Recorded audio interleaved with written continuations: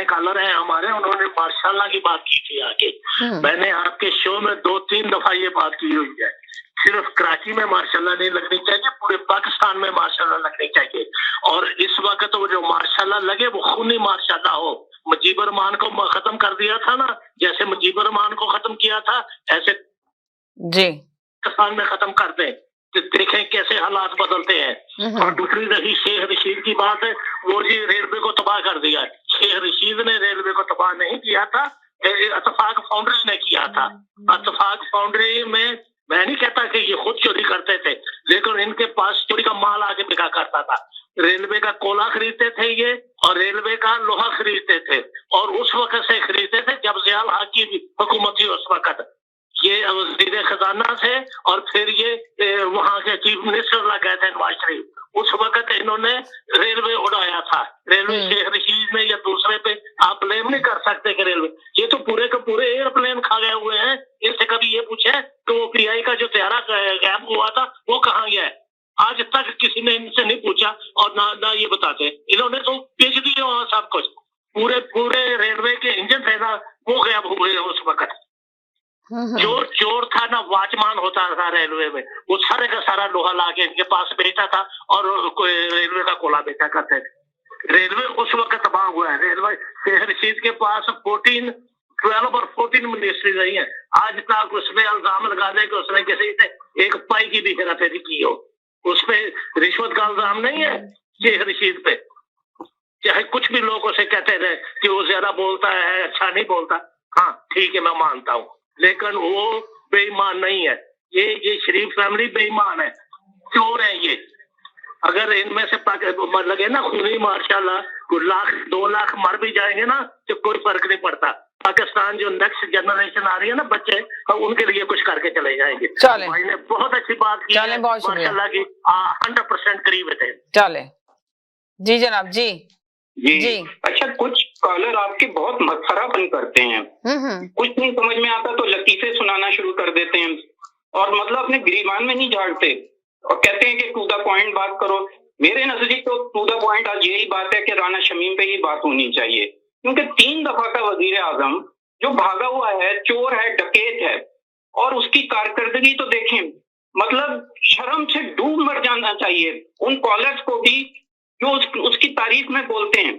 मतलब इससे ज्यादा घटियापन और क्या हो सकता है किसी पाकिस्तानी के लिए? इससे ज्यादा मैं समझता हूँ कितनी इंसल्ट होगी कि मतलब एक 3 दफा का वजीर आजम वहां बैठा हुआ जाली एफिडेविट बनवा रहा है यार, शर्म आनी चाहिए यार।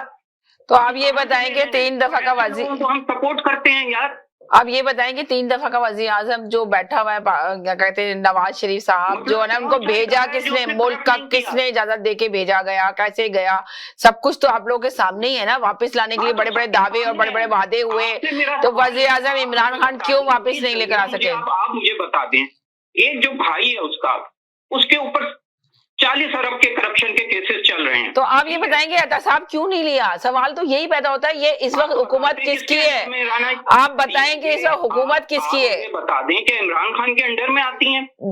फिर इमरान खान का, फिर आप इमरान खान क्या कर रहे हैं? सर हुकूमत किसकी है? एक सेकंड, हुकूमत मुझे बताएं किसकी है, हुकूमत किसकी है? जी जी। लोग आके बातें अजीब अजीब करते हैं, समझ में नहीं आता। कह रहे हैं कि नवाज शरीफ जो है वो चोरी करता था रेलवे का कोयला और लोहा, ठीक है, और हुकूमत थी अमीरुल मोमिनीन की। तो अमीरुल मोमिनीन के अंडर में वो चोरी कर रहा था, उनका वजीर अमीरुल मोमिनीन ने खुली इजाजत दी हुई थी उनको। तो कारकर्दगी दोनों की खराब हुई, अमीरुल मोमिनीन की भी खराब थी, और जो चोरी कर रहा था उनका वजीर बकौल शख्स थे वो भी खराब थे। अब वो फिर कह रहे हैं कि अमीरुल मोमिनीन को वापस ले आओ, मार्शल्लाह लगा दो। तो समझ में नहीं आ रहा है लोग इतने कंफ्यूज क्यों हैं।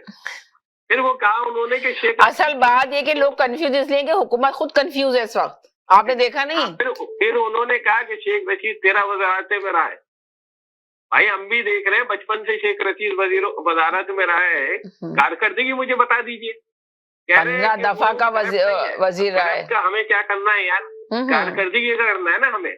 ये अभी मरी में जो थाने हुआ है जिसमें इतने सारे लोग हलाक हो गए, ये वजीर इत्तलात थे ना, इसको उठा के घर भेजना चाहिए आपको और फवाद चौधरी को। आप कह रहे कम्युनिकेशन सही नहीं हुआ, आपने यानी आप सोचिए यार, कनाडा अमेरिका में लोगों को पता है कि भाई तूफान आ रहा है मरी में, वो कह रहे हैं हमें पता ही नहीं था।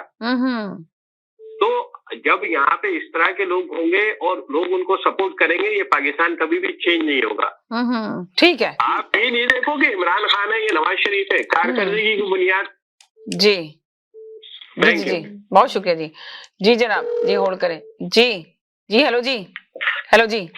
जी वालेकुम सलाम जी। जी सिस्टर, आप ये सोच देखिए इमरान खान वालों की कि 2 लाख 3 लाख आदमी मर जाए कोई फर्क नहीं पड़ता। तो भाई यही तो हो रहा है पाकिस्तान में, महंगाई से आदमी मरी तो रहा है, तो इसी हुकूमत पे इसी वजह से कोई फर्क नहीं पड़ रहा है कि वो बिल पे बिल पास कराए जा रहे हैं, पाकिस्तान को गिरवी रख के चले जा रहे हैं, तो कोई उनकी सेहत पे कोई असर नहीं पड़ रहा, मगर गरीब आवाम मर रही है। तो वही सोच आप देखेंगे 3 लाख आदमी मर जाए 4 लाख आदमी मर जाए कोई बात नहीं है। तो अब इससे अंदाजा लगा लें कि भाई जैसा लीडर होगा वैसी कारकुन की सोच होगी। बस मैं इतनी बात कहना चाह रहा था, मैं बाद में। बहुत शुक्रिया, बाद में आ जाइएगा, सब लोग बाद में आए, थोड़ी थोड़ी देर के लिए मैसेज दें ताकि कॉलर क्लियर करूं। जी जी जी, हेलो जी, जी हेलो हेलो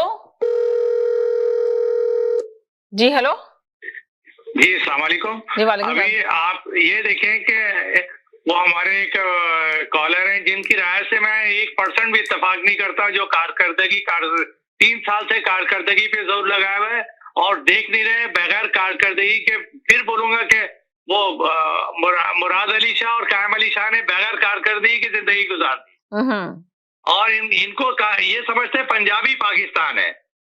कारकर्दगी बलूचिस्तान में भी कारकर्दगी देख ले और सिंध में भी कारकर्दगी देख ले। आप सिर्फ पंजाब की तरफ देखते हैं तो ये कहते हैं बलूचिस्तान बहुत घुमाओ, ये सिंध में भी घूमने चले जाएं और गड़ी बख्श चले जाए, लाड़काना चले जाए, नवाब शाह, सक्कर, तब आपको पता चलेगा। आपको वही पानी पिलाएंगे जिस तालाब से कुत्ते पानी पीते हैं, तब आपको पता चलेगा ये सिंध है।